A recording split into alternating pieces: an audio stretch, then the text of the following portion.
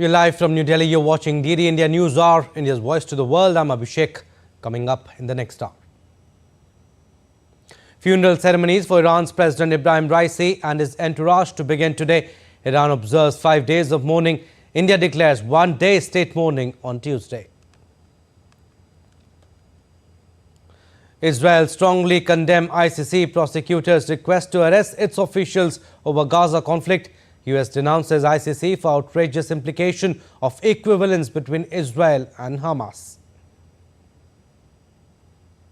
Phase 5 of India's general election records voter turnout of 60.09%.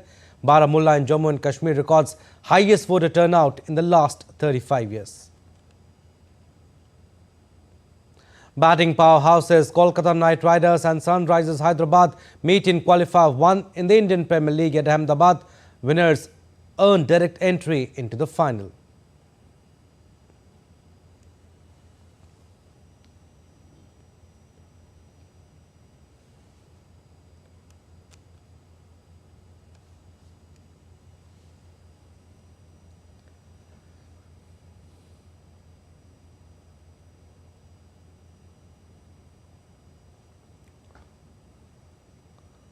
So Iran has declared 5 days of mourning in memory of President Ibrahim Raisi, Foreign Minister Hossein Amir Abdullahian and other Iranian officials who were killed in a helicopter crash on Sunday.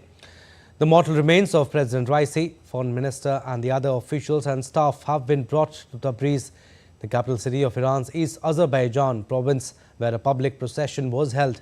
According to Iranian media, funeral ceremonies for President Raisi will be held from Tuesday to Thursday in the cities of Tabriz, Qom, Tehran and Birjan until his final burial at the Imam Reza Shrine in Mashhad.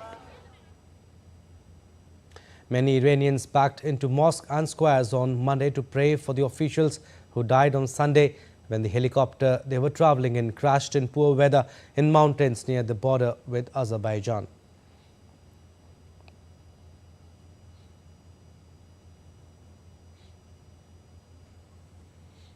Iran on Monday announced that it will hold presidential elections on June 28.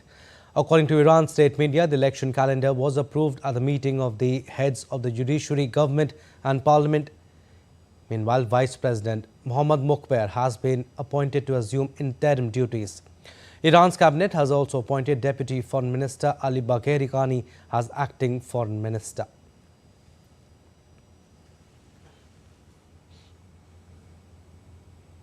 And the first funeral for Iranian President Ibrahim Raisi and those who died with him is taking place later on Tuesday.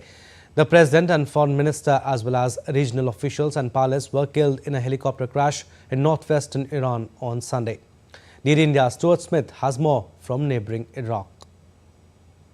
The commemoration for the life of the president will begin in Tabriz, the capital of East Azerbaijan province in northwestern Iran. His body and those travelling with President Raisi will then be taken to Tehran, the capital of Iran. The final resting place is being variously reported as Raisi's home city of Mashhad in northeastern Iran, which is also a significant religious hub for Shia Muslims, or the city of Qom in central Iran. Meanwhile, the country will participate in 5 days of mourning. Exams have been postponed and a period of 7 days without cultural programming has been imposed. The Chief of Staff of Iran's military has ordered an investigation into what caused the helicopter crash. Dense fog, freezing temperatures and wet weather have been offered as the primary reason by officials, but a former Iranian foreign minister says the US is partially to blame for imposing sanctions that have made it impossible for Iran to properly maintain and repair its aviation fleet. At the same time, preparations for an election are underway. They must happen within the 50-day time limit mandated by the Constitution. The country's election headquarters affirmed on Monday that no details have yet been released about the timing of the process, but July 8th has been suggested to the Guardian Council, which will manage the voting, meaning candidates would have to declare their intention to run by June 8th.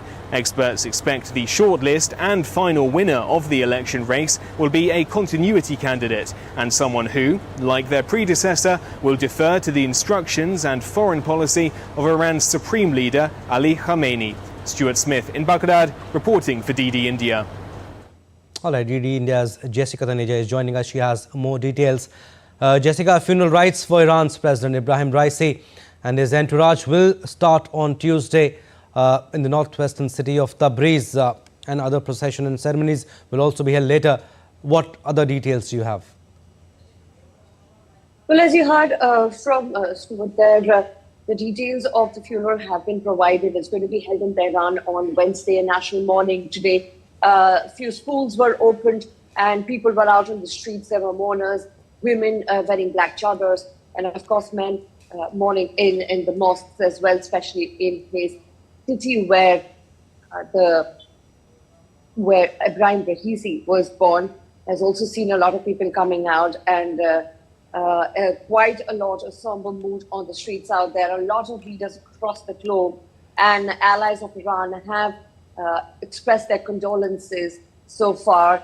While the stage is set for what is to come in terms of how the policy would be driven, how the new government will be formed, as it is said, within 50 days, the interim president, who was earlier the vice president, has now become the acting president. Things have been stabilized, so to say. But of course, not a good time for Iran at this point, Abhishek, because it's still stuck in the Middle East conflict at this point, you know, with the Houthis in the Red Sea and Hamas in Gaza and the Hezbollah in Lebanon. That's pretty much how Iran was looking like at this point when it comes to engaging further and spreading its influence through its proxy militia groups. Well, that certainly takes a backseat to an extent. Of course, the final and ultimate decisions of the policy is driven from Ayatollah Khomeini, the supreme leader of Iran. But right now, the streets of Tehran are preparing for a state funeral for a president who died in a helicopter crash along with their foreign minister. So certainly not a good time. Jessica, you're talking about the policy change. I mean, elections have been announced, will take place on June 28th now. Tell us, in the change of leadership, is there likely to be a change in Iran's policy also towards the West? Will this change Iran's international policies? Well, no, it doesn't to an extent, because it is the supreme leader, Ayatollah Khomeini, and his guardian council, the close group of clerics who are mostly driving the policy for Iran since 1980s, ever since the Shah of Iran was overthrown and the elections were held wherein Iran was under a Shiite clerical Muslim Islamic rule. With that given in place, a lot of dealings with the West had changed back in the 1980s when the Islamic Revolution was brought in and Ayatollah Khomeini took charge. Of course, not giving in to what the Western countries have so far looked at Iran for after Shah of Iran was overthrown. And with Ibrahim Raisi in particular, he has not shied away from negotiation with the West, but certainly has shown something, as I was talking about yesterday as well, resistance diplomacy, which is to resist the West and its culture. If you look at people on the streets as well, they do remember Ibrahim Raisi, who was someone known to give it back to the West, respond to the West in the way they would. Remember, Ibrahim Raisi was also the man, a sitting president, who was sanctioned by the United States, and things were made quite difficult. He wouldn't be the one who would go to Geneva to the United Nations for alleged, cases of crimes against humanity that both the EU and the West would want him to be tried in a court of law. Versus that, you'd see an Ibrahim Raisi always every year go to New York for the UNGA and continue with his idea of opposing the West and its critical sanctions that crippled the economy of Iran over the years. Iran hasn't been able to sell oil, and the only possible strengthened relationship that in terms of foreign policy and in terms of traditional allies resisting the West were Chinese and the Russians. And with the Chinese, it was Ibrahim Raisi who signed a 25-year-old military, security and economic deal, wherein Iran would provide discounted oil and the Chinese would invest $400 billion in a crippled economy of Iran, and mostly in infrastructure projects. So there has been a strengthened, foreign policy initiative from the side of Ibrahim Raisi. But let's not forget, when it comes to how to deal with the conflict in the Middle East, when it comes to how and what the strategy would be for the proxy groups that, as I mentioned earlier, that is where the focus of Iran has been to spread its regional influence. Right. So that will be something which will not be affected most likely. But yes, with the country's foreign minister and president at the helm of affairs no more, it certainly gets that bit difficult. Right, and also India's foreign minister, Dr. S. Jaishankar, also spoke about it yesterday, about the Chabahar port. But Jessica, it's unfortunate what has happened, but to what extent is this tragedy being blamed on prolonged sanctions against Iran? How US sanctions have forced Iran to fly outdated and basic choppers?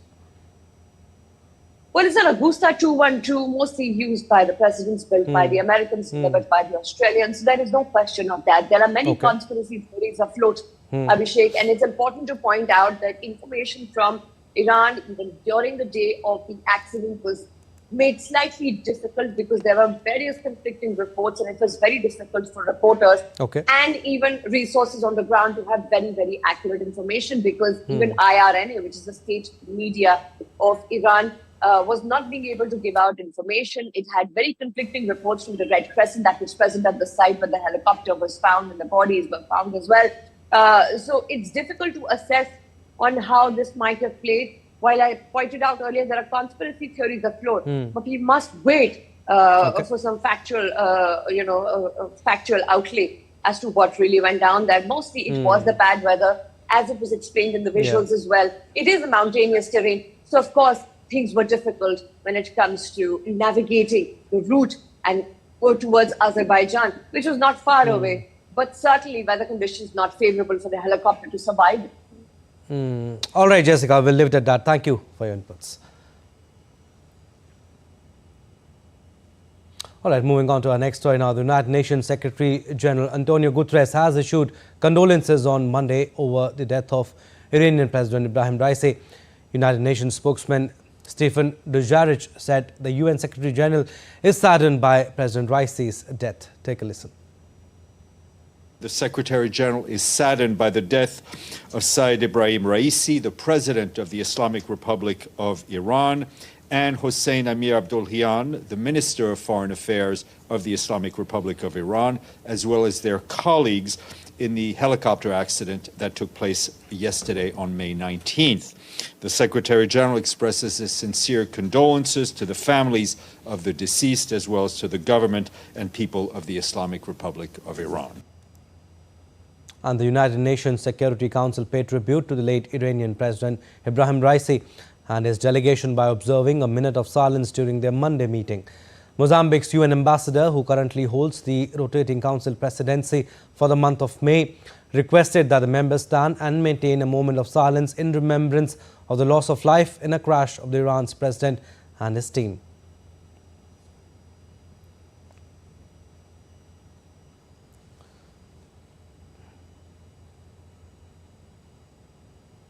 Pope Francis also offered his condolences to the Islamic Republic of Iran on Monday following the death of President Ibrahim Raisi in a helicopter crash.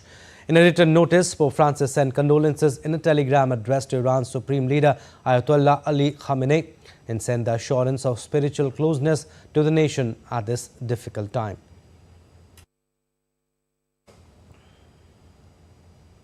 And the government of India declared a one-day state mourning on Tuesday as a mark of respect to Iranian President Saeed Ibrahim Raisi and Foreign Minister Hossein Amir Abdollahian, who died in a helicopter crash.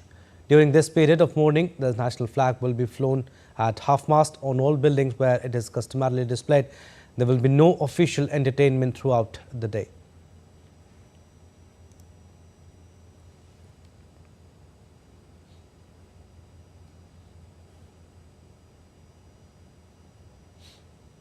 An External Affairs Minister, Dr. S. Jaishankar, on Monday said that due to the interest and initiative of Iranian President Ibrahim Raisi and Foreign Minister Hossein Amir Abdollahian, India was able to finalize a long-term agreement of the crucial Chabahar port. India on May 13th signed a 10-year agreement to operate the Chabahar port on the Gulf of Oman, providing Indian goods a gateway to reach landlocked Afghanistan and Central Asia. The External Affairs Minister said the Chabahar port agreement is something bigger than a port. It is part of a connectivity change that is being looked at. Take a listen. We've been trying for almost 20 years now to have an agreement with Iran. We could have like a short-term agreement because there were a lot of problems on their side. But actually, in recent months, thanks to, in fact, the two people who unfortunately died yesterday in the helicopter crash, the President of Iran and the Foreign Minister of Iran, because of their interest and their initiative, we were actually able to finalize a long-term agreement. This is very important because if you look, today, one of the big things in the world is how do you make connectivity corridors? We'll slip into a very short break, but still to come on this edition of DD India News Hour. Dramatic day in court as Donald Trump pleads not guilty to 34 felony charges. Russia fails in rival UN bid on nuclear and other weapons in space. And two back-to-back attacks killed 2 police officers and leave many injured in southern Colombia.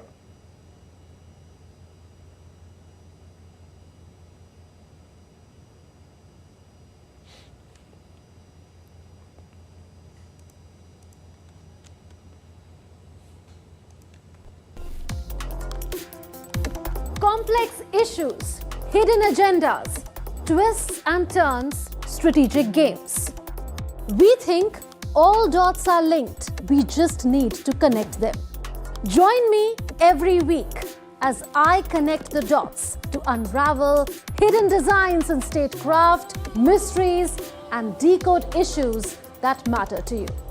Watch Connecting the Dots with me at these times on DD India.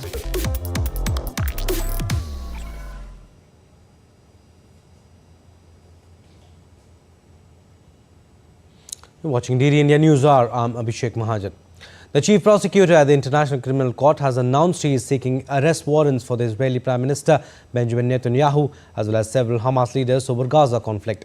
ICC Prosecutor Karim Khan KC issued a statement on Monday proposing that arrest warrants are issued for PM Benjamin Netanyahu, Israel's Defense Minister Yoav Gallant, Hamas leader Yahya Sinwar, Mohammad al-Masri, Hamas military chief, and Ismail Haniyeh, Hamas political leader.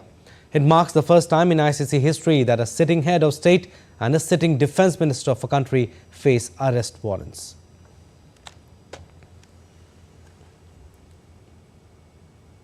Outrageous. That's how US President Joe Biden describes an announcement by the International Criminal Court's Chief Prosecutor Karim Khan that he's seeking arrest warrants for Israeli and Hamas leaders. Biden is promising to stand with Israel, whose Prime Minister Benjamin Netanyahu condemned Monday's application against him as a moral outrage of historic proportions, vowing to continue with what he insists is a just war against Hamas. DD India's Benji Hire reports. Well, this is a rather forthright denouncement from the Biden administration, a quote, fundamental rejection of what officials here call the ICC's shameless push for arrest warrants for both Benjamin Netanyahu and Israel's Defense Minister Yoav Gallant over war crimes and crimes against humanity in Gaza. Let me be clear. We reject the ICC's application for arrest warrants against Israeli leaders. Whatever these warrants may imply, there is no equivalence between Israel and Hamas. And it's clear Israel wants to do all it can to ensure civilian protection. But let me be clear. Contrary to allegations against Israel made by the International Court of Justice, what's happening is not genocide. We reject that. We will always stand with Israel and the threats against its security. You have to hear this to believe this. The International Criminal Court in The Hague is contemplating issuing arrest warrants against senior Israeli government and military officials as war criminals. This would be an outrage of historic proportions. International bodies like the ICC arose in the wake of the Holocaust committed against the Jewish people. They were set up to prevent such horrors, to prevent future genocides. A panel of pre-trial judges will now determine whether the evidence supports the issuing of warrants against those two politicians, as well as against Hamas's leader Yahya Sinwar for his and others' involvement in the deadly October 7th attack. But the White House is claiming this move by the ICC could jeopardize ceasefire efforts, and it risks creating an equivalent between Israel, its Middle East ally, and Hamas, a group the US designates as terrorists. Washington also says the court has no jurisdiction over the matter. If warrants are granted, countries signed up to the ICC statute would be obliged to arrest the men if they set foot on their soil. That doesn't include Israel nor the United States, which don't conform to the statute. I can also confirm today that I have reasonable grounds to believe, on the basis of evidence collected and examined by my office, that Israeli Prime Minister Benjamin Netanyahu and Minister of Defense Yoav Gallant bear criminal responsibility for the following international crimes committed on the territory of the State of Palestine from at least the 8th of October 2023. Israel, according to US Secretary of State Antony Blinken, was actually prepared to cooperate with the court's prosecutor, who is scheduled to visit Israel as early as next week to discuss the investigation. His staff were meant to land in Israel hours ago to coordinate that visit. Yet Israel was informed that they didn't board their flight just at the same time as their boss took to the airwaves to announce the charges, a timeline which the US State Department says undermined the legitimacy and the credibility of this investigation. National Security Advisor Jake Sullivan just returned from Israel and the Palestinian West Bank for talks, urging a political solution to the war. And despite the stern reaction we've heard stateside, this ICC decision could increase the pressure on the US to draw back its support of Israel. Benji Haya in Washington, reporting for DD India. 3 US companies from importing and exporting activities related to China. China's Ministry of Commerce announced sanctions against Boeing and 2 other defense companies on Monday for arms sales to Taiwan. China's Ministry of Commerce placed Boeing's Defense, Space and Security Unit, General Atomics Aeronautical Systems and General Dynamics Land Systems forbidding their further investment in China, in addition to travel bans on senior management for the companies.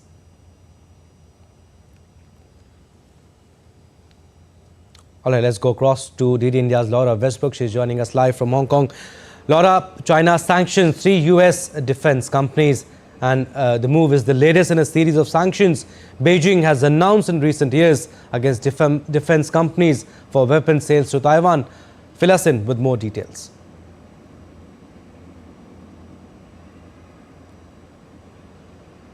Yes, that's right. The timing of this is particularly interesting. On this same day as William Lai Ching-te was inaugurated as the new president of Taiwan, China's Commerce Ministry announced that 3 US companies would be added to its unreliable entities list for their involvement in exporting arms sales to Taiwan. So these 3 companies are Boeing Defense, Space and Security, General Atomics Aeronautical Systems and General Dynamics Land Systems. Now this list is used to target individuals or firms that endanger national security, and so these companies will not be allowed to engage in importing and exporting activities to China, any new investment in China, and also top-level executives will be banned from entering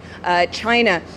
Some analysts, though, have said that this will have little impact because US defense companies don't tend to do business with China. However, this does come at a time when this new president, William Lai, is looking to upgrade Taiwan militarily, and he's also pledged to work more closely with the United States, including militarily as well.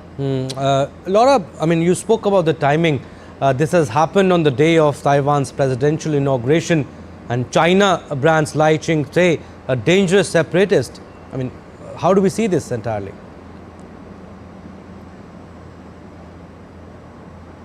Yes, that's right. They do view him as a dangerous separatist, as you've said. They view him as being pro-independence. In his speech on Monday, he called on China to stop its threats, both militarily and political threats against Taiwan. He also urged Beijing to seek out dialogue and not confrontation. But he also said that he would maintain the status quo. The response from Beijing has been that any independence is doomed to fail. They really do view him as being someone who is pro-independence, and it is unlikely that they will engage with any talks with him. And this also comes at a time of increasing tension.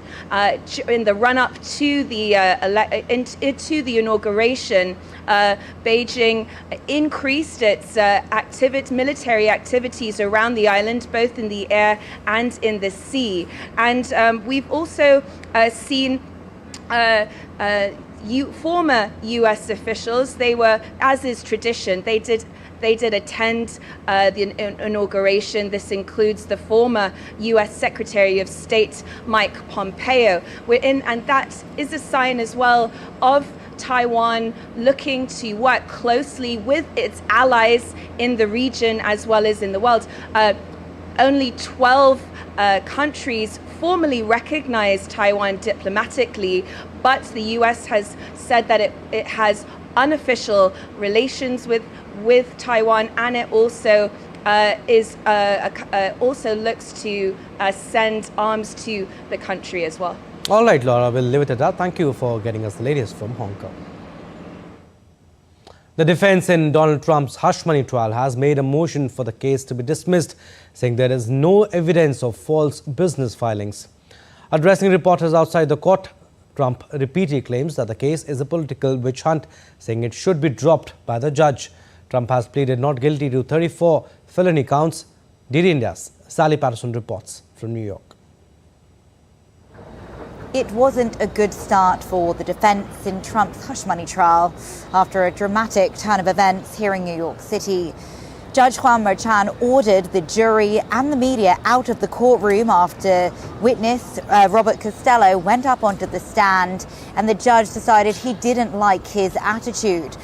The judge said, "I'd like to discuss proper decorum in my courtroom. If you don't like my ruling, you don't give me side eye and you don't roll your eyes. Do you understand that?" Costello responded that he understood. Then the judge asked him, "Are you staring me down?" A furious Judge Juan Merchan then ordered everyone to clear the room. This came after Michael Cohen, a key witness in this case, was the last witness in the prosecution's side. They then rested their case, and it was over to the defense to have their turn. We've heard several weeks now of testimony from the prosecution's side leading up to Cohen, who is at the very center of this trial. The defense also got Cohen to admit to stealing from the Trump organization when he worked for Trump back in 2016 and 2017. This all ties into the defense's case that Cohen is not a trustworthy witness in their opinion, and he's not someone who should sway the jury one way or another. The prosecution is trying to prove that Donald Trump gave the go-ahead on that payment. He was behind it, and then he filed that payment as a legal expense, something the prosecution says was actually illegal. Trump has pleaded not guilty to 34 criminal counts. He said that this is a political witch hunt being orchestrated by his opponents to keep him out of the White House. Sally Patterson in New York, reporting for DD India. And Julian Assange will remain in the UK while he awaits an appeal against extradition to the United States. Judges in London have granted him leave to appeal, which means a new court hearing will be needed to be arranged. He is fighting extradition to the US to face charges related to leaking of classified information. DD India's Oli Barrett reports from London. Julian Assange's legal team say they believe it will probably be several months before there is an appeal hearing taking place. There were a couple of assurances provided by the American authorities, which the UK High Court was not satisfied by, and that's why the leave to appeal has been granted by the High Court here in London. So Julian Assange's legal team will now go away and prepare their case for that appeal. It means that Julian Assange will stay in the United Kingdom in the intervening period. He will remain in custody for that period as well. The only thing that would change that would be were the Americans to drop their case. This all relates back to documentation leaked by Julian Assange and his WikiLeaks organization back in 2010 and 2011, much of which related to conflicts in Iraq and Afghanistan. Julian Assange's supporters insist the case against him is politically motivated. American authorities believe that serious legislation and laws have been broken by the leaking of that diplomatic material and all of that documentation, and that's why they've been pursuing the case against Julian Assange. He has, for years now, been trying to avoid extradition to the United States. Ollie Barrett in London, reporting for DD India. A Russian drafted United Nations Security Council resolution that called on all countries to prevent for all time the placement, threat or use of any weapons in outer space failed on Monday, with the 15-member body split over the move. The draft failed to get the minimum 9 votes needed. 7 members voted in favour and 7 against, while 1 abstained.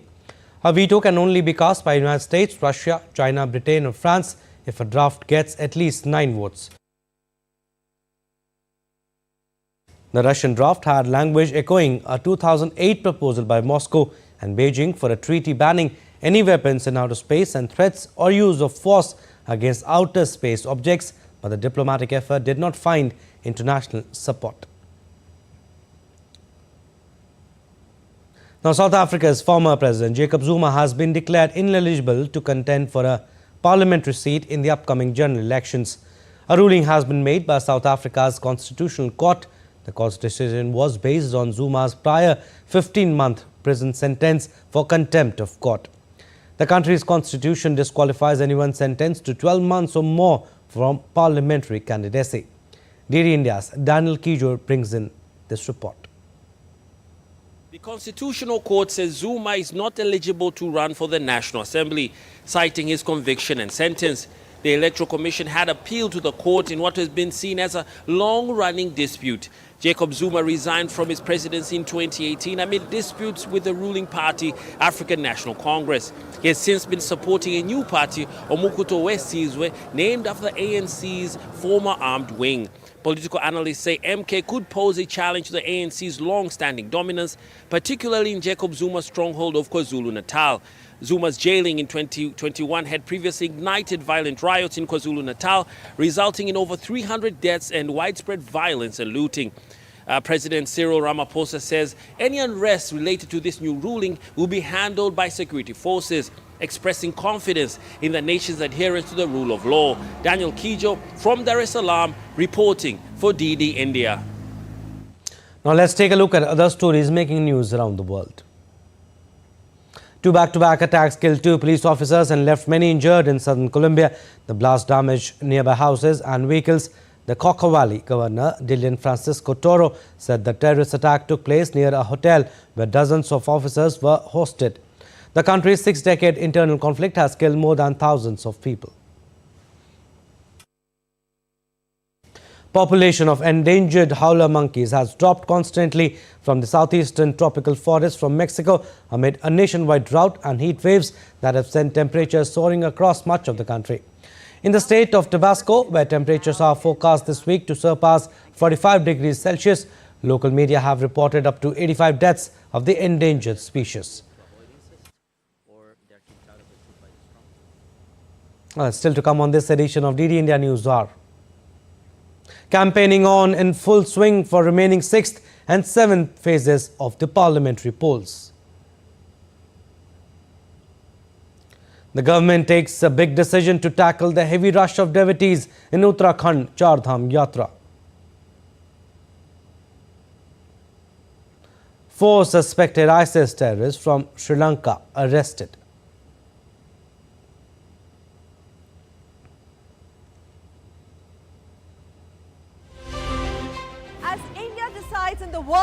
largest election. We help you feel the pulse of the nation. I am Sakal Bhatt. I am Shubhendu Ghosh. This election season, join us on a journey of India. We are in Assam. This is the tea city of India. From down south, Tamil Nadu. Discover the colors of democracy. Gateway to northeast of India. Coastal state of Kerala. Watch Poll Pulse on DT India. You're watching DT India News Hour. I'm Abhishek Mahajan. Now let's get you the latest on the world's largest democratic election in India.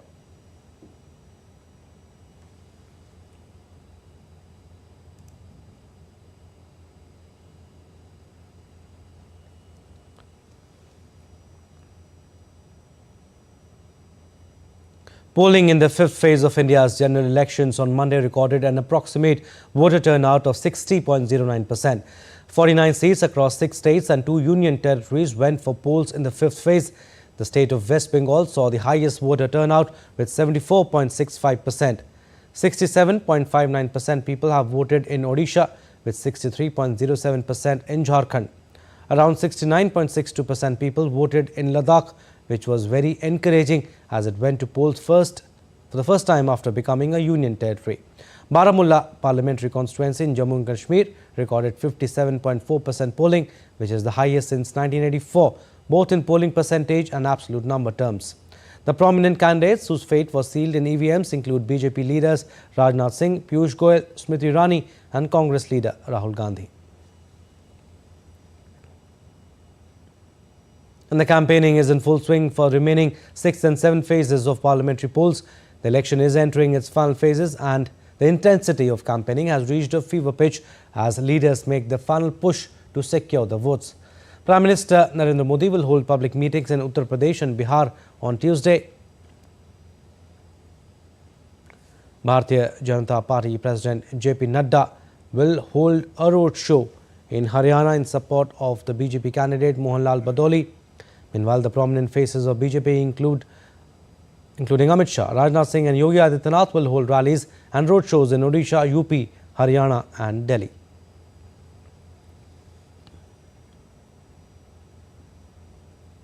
And the opposition parties are also not leaving any stone unturned to get across to the voters. Congress President and senior leader Mallikarjun Kharge will hold a public meeting in Haryana's Yamunanagar and Pataudi. Congress leader Priyanka Gandhi and Samajwadi Party leader Dimple Yadav will hold joint roadshow in Uttar Pradesh's Prayagraj. Meanwhile, Congress leader Rahul Gandhi will hold a public rally in Jharkhand on Tuesday. Bahujan Samaj Party chief Mayawati will hold a rally in Uttar Pradesh's Jaunpur city. In Delhi, Chief Minister Arvind Kejriwal and Congress candidate from Northeast Delhi, Kanhaiya Kumar, will hold a joint road show in Delhi's Bhajanpura.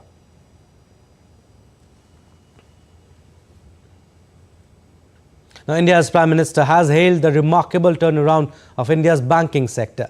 The banking system was seen to be in precarious state 10 years ago, carrying the burden of large NPAs on non-performing assets, basically bad loans. This had also hit medium, small and micro enterprises badly. Now the banking sector has posted a very healthy profit of $37.5 billion US. It has had a massive impact on financing India's economic growth. This story tells us more. India's banking sector has posted record profits of $37.5 billion US. Prime Minister Narendra Modi termed it a remarkable turnaround in the last 10 years. He referred to the misuse of the banking sector in the years prior to his taking office by the previous UPA government in disbursements that created several non-performing assets for the banks. The Prime Minister said a healthy banking system will improve financial inclusion and credit availability to those who found it hard accessing finance in the past. The public sector banks have been leading the charge in loan disbursals.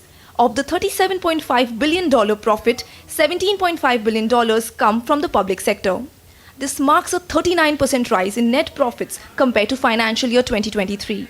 What the bank sector earned in profits is equivalent to the total quarterly profits of all listed companies in the first 3 quarters of the fiscal. Banks have outperformed IT services, which had been driving economic performance in recent years. It is important to note that public sector banks have performed exceedingly well since cleaning up their balance sheets. The net profit of public sector banks has more than quadrupled in the last 3 years. The Indian economy is poised to become the third largest economy in the world. Given the economic size of India and its acceleration towards that inevitable goal, India is looking to create at least a couple of banks of global size. Prime Minister Modi has predicted a significant boost to stock markets following the election results, anticipating his government retaining office for a third successive term. While speaking to NDTV, he pointed out that the Sensex had moved from 25,000 to 75,000 points, an unprecedented march, highlighting the confidence that investors had in the economy. Looking ahead, after the operationalization of the Chabahar port, India's external trade will receive a significant boost, and import costs of gas and oil will decline. India's Commerce Ministry says international north-south transport corridor and Chabahar port will enable 30% less costly imports compared to the Mediterranean Suez route. India is clearly on an accelerated economic growth. Bureau Report, DD India. Now let's take a look at other stories making news. The government has taken a big decision to tackle the heavy rush of devotees in Uttarakhand Char Dham Yatra. The government has stopped offline registrations till 31st May. This decision was taken in a meeting chaired by Chief Minister Pushkar Singh Dhami.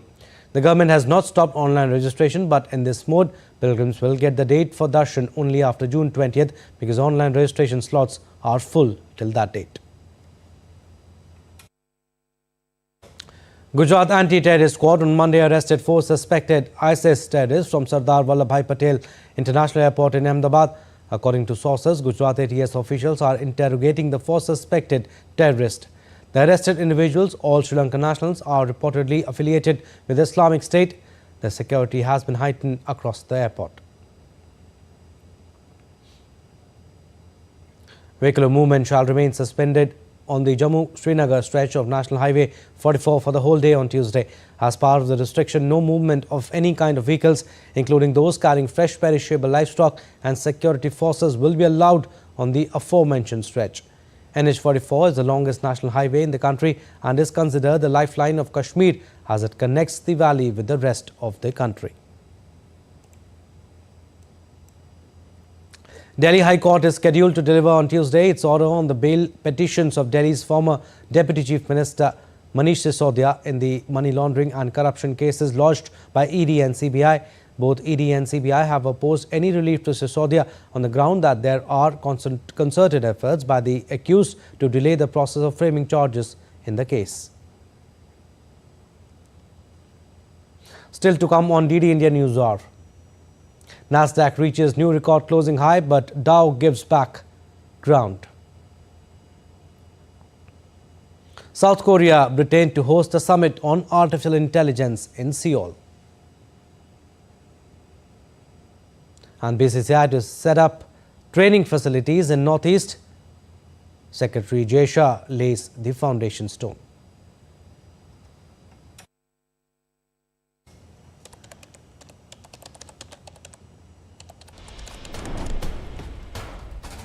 Wherever news breaks, whatever it takes. Connecting corners, cutting across continents. Stories that matter from across the globe. Accurate, authentic journalism that serves you right. From politics to glamour, from sports to world affairs, with a fusion of aesthetics and substance. Introducing news in a new avatar. Experience the world through a new lens. Stay tuned to DD India for an exciting journey beyond borders. Welcome back. You're watching DD India News Hour. I'm Abhishek Mahajan. Time now for some business news. South Korea and Britain are co-hosting a global AI summit in Seoul to discuss the creation of regulations to ensure that AI is developed, deployed and used in ways that are safe and sustainable. UK Prime Minister Rishi Sunak and South Korean President Suk-yeol will oversee a virtual summit on Tuesday. The AI Seoul summit comes about 6 months after the inaugural AI Safety Summit, which was hosted by Britain at Bletchley Park in November 2023.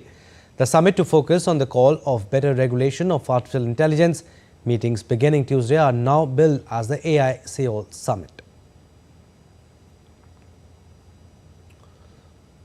All right, let's go across to DD India's Chris Gilbert. He is joining us live from Tokyo. Chris, tell us, how significant is this summit and what is likely to be discussed at the summit? At stake, isn't there, for anyone who has dabbled in AI, has used AI or has even heard it. They are very aware of the significance of it, very likely. Look, as you mentioned, the two leaders are going to be overseeing this, and it comes only 6 months after the last summit, and the growth of the technology from since then, only a short 6 months ago, has left massive blind spots in the regulatory framework that controls, the use of artificial intelligence and even the power of artificial intelligence. And there are gross concerns, as one new report backed by 30 countries, about society completely losing control of this technology. On top of that, there are concerns about the potential large-scale impacts on the market, AI-enabled hacking, biological attacks, and other potential risks of general use, such as, for example, image recognition or facial recognition, where people can effectively upload a photo of anybody on the planet and use AI to find every other single photo of that person that exists on the internet, and it doesn't take a lot of imagination to imagine the privacy concerns there. So it is an absolutely gargantuan task ahead of the people at the summit, the leaders at this summit, to avoid, as Yoon Suk-yeol and Rishi Sunak say, a race to the bottom. Chris, also, with technology, safety is again an essential feature, and safety is on the agenda at the AICL summit. Tell us what international efforts so far have been made on the AI safety.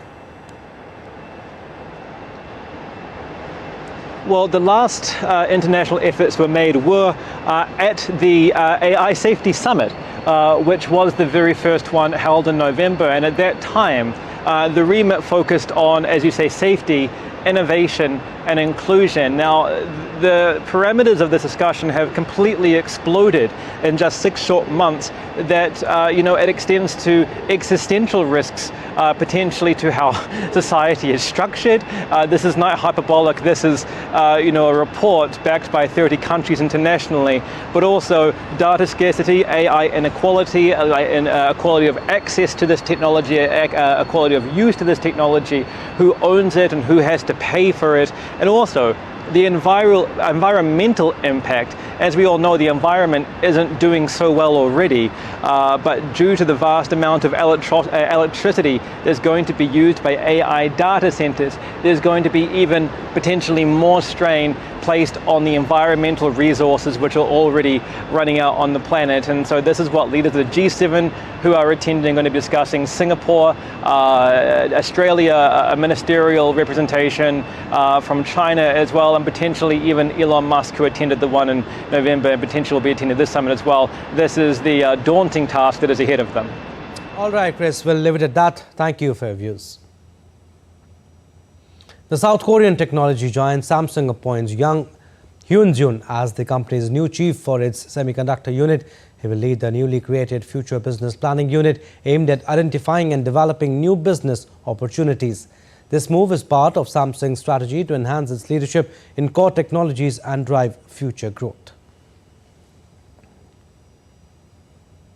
The humanitarian crisis and economical tensions looms in Bolivia. Amid the surging tensions, the unions marched to protest the shortage of US dollars and the domino effect the currency restrictions in Bolivia.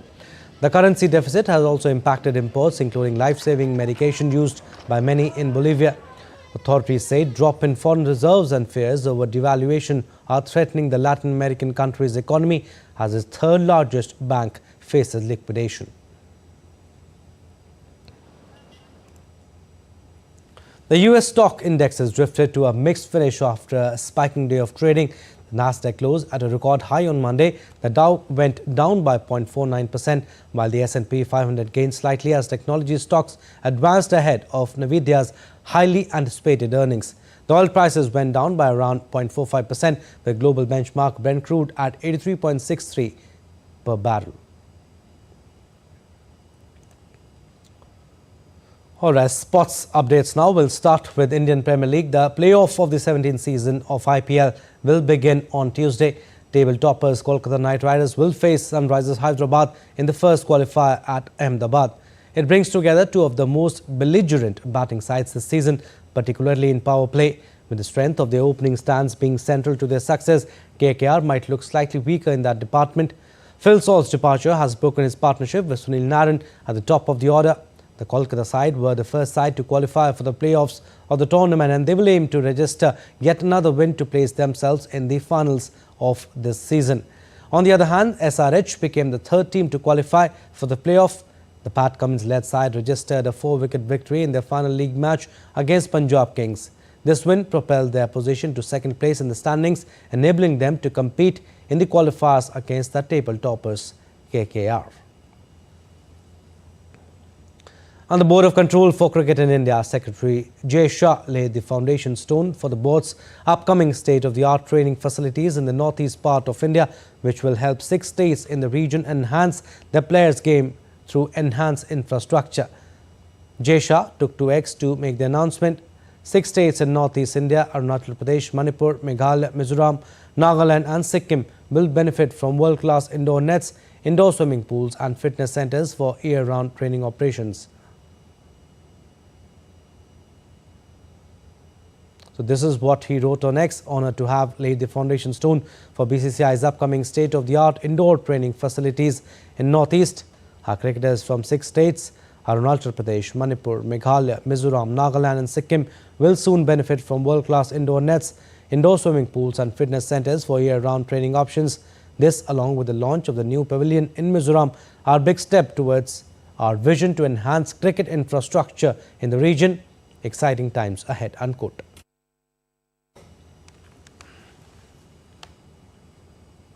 International Tea Day is observed every year on May 21st to raise awareness of the long history and the deep cultural and economic significance of tea around the world.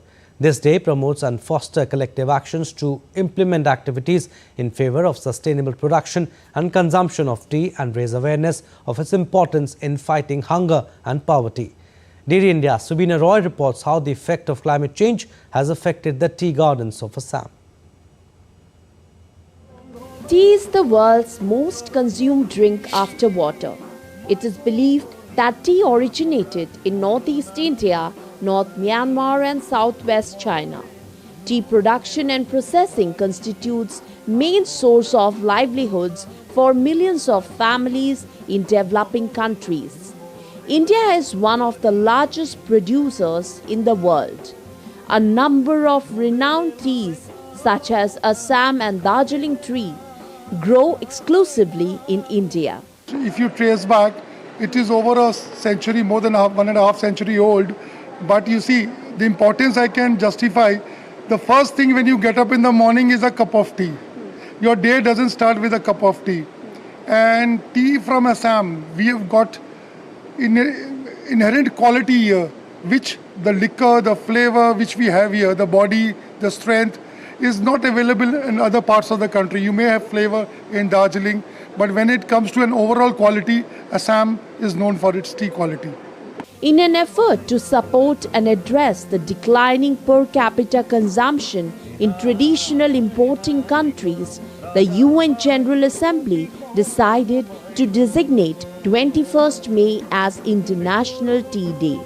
This year, International Tea Day highlights women and their role in the tea sector while working to make its production sustainable from field to cup, ensuring its benefits for people, cultures and the environment continues for generations. In the last 3-4 years is noticeable because the rainfall pattern, everything what we had earlier is absolutely changing. We are getting at the end of the day the same quantity of rainfall, but the distribution pattern is absolutely changed. So accordingly, we also have to adjust ourselves towards the growing of tea, planting of young teas, irrigation, which was not heard of in Upper Assam much, is a basic necessary need of our Upper Assam. Changes in temperature and rainfall patterns with more floods and droughts are already affecting yields, tea product quality and prices, lowering incomes and threatening rural livelihoods. These climate changes are expected to intensify, calling for urgent adaptation measures. In parallel, there is a growing recognition of the need to contribute to climate change mitigation by reducing carbon emissions from tea production and processing.